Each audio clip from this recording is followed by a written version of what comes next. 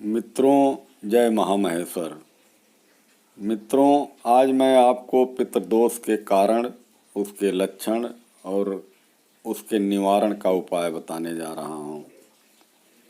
मित्रों, पितृदोष के कारण पहले जान लीजिए कि पितृदोष का क्या कारण है, ये क्यों होता है।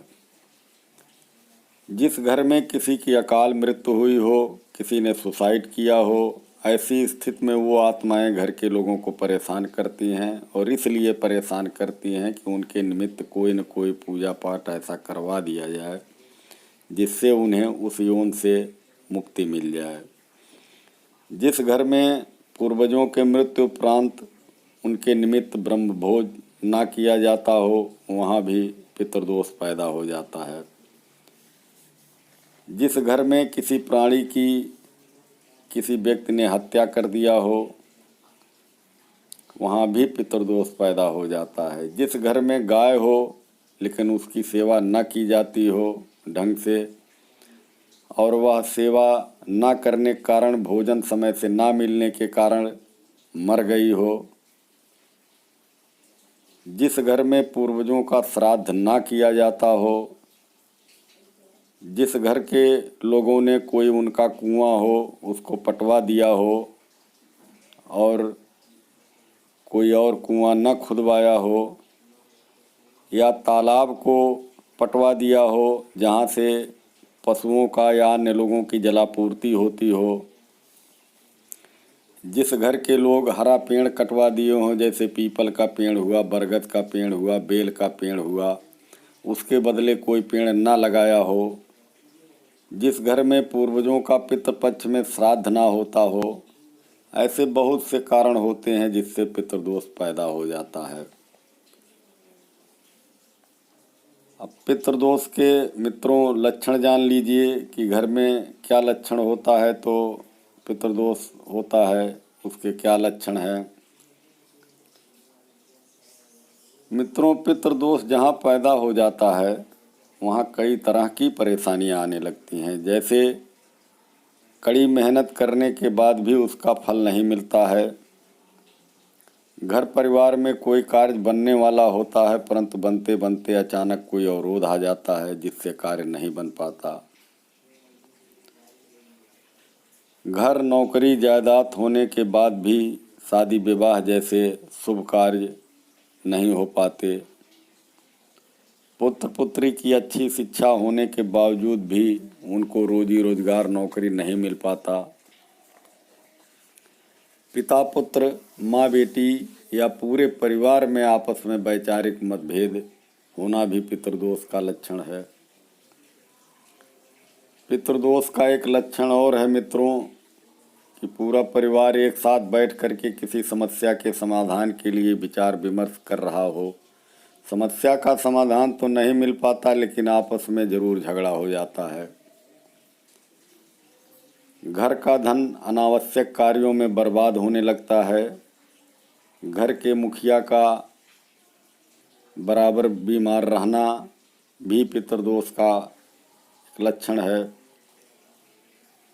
परिवार में किसी का बार बार बीमार हो जाना या अचानक किसी की तबीयत खराब हो जाना और ऐसा बार बार होना, ये भी पितृदोष का लक्षण है। घर का पैसा कहाँ जा रहा है उसका हिसाब ना मिल पाना भी पितृदोष का लक्षण है। घर के सारे प्राणियों का अपने अपने मन का, अपने अपने विचारों का अपने अपने हिसाब से रहना भी पितृदोष का लक्षण है। घर में संतान का ना पैदा होना या पेट में ही उस संतान का मर जाना भी पितृदोष का लक्षण है। ऐसे बहुत से लक्षण हैं मित्रों जो पितृदोष के लक्षण हैं। अब मैं कुछ पितृदोष के निवारण का उपाय बताने जा रहा हूँ, उसको ध्यान से सुन लीजिए। मित्रों, पितृदोष निवारण के बहुत सारे उपाय हैं लेकिन पितृदोष का सबसे बड़ा उपाय है कि आप अमावस्या के दिन पितरों के निमित्त त्रिपिंडी श्राद्ध जरूर कराएं। यह उपाय शास्त्रीय भी है और अमोघ है बिल्कुल। दूसरा, पितृदोष में पितरों के निमित्त जल देते रहें।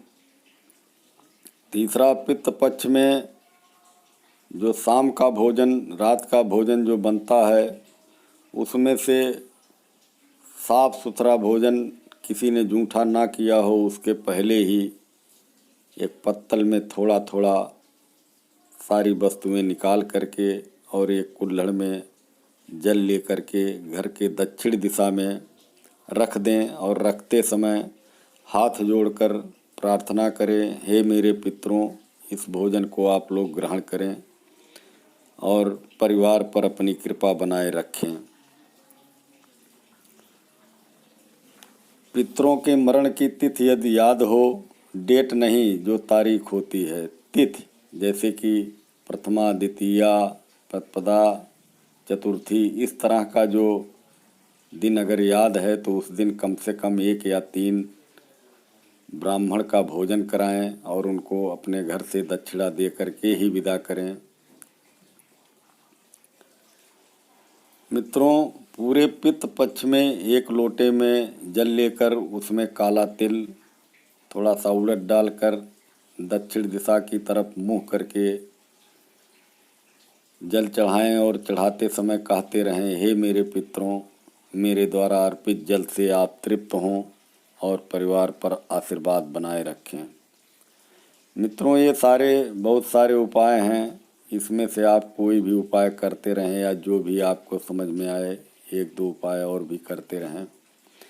मित्रों, अगर इन सब उपायों से भी पितृदोष नहीं शांत हो रहा, घर में शांति नहीं आ रही है, खुशहाली नहीं आ रही है, तो एक उपाय और है कि आप हर हफ्ते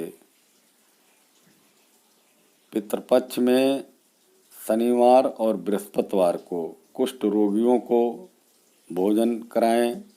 वो जहाँ रहते हों वहाँ कुछ पूड़ी सब्जी या इस तरह का भोजन ले जा करके बांटें।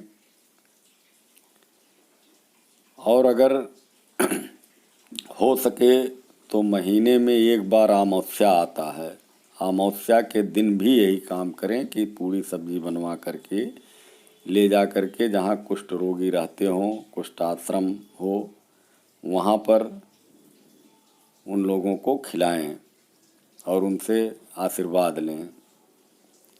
मित्रों, ऐसे बहुत सारे उपाय हैं जिसको करने से पितृदोष शांत हो जाएगा। मित्रों, अभी मैं पितरों की अप्रसन्नता दूर करने के लिए कई वीडियो बनाऊंगा, आप उसको देखते रहिए और जो भी उपाय आपके समझ में आए करते रहिए, क्योंकि जब तक आपके यहाँ पितृदोष नहीं समाप्त होगा, पितर आपसे संतुष्ट नहीं होंगे, आपकी परेशानी कम नहीं होगी। मित्रों, मेरे चैनल महामहेश्वर को सब्सक्राइब कर दीजिए। मैं अब अगले वीडियो तक आपसे विदा लेता हूँ। जय महामहेश्वर।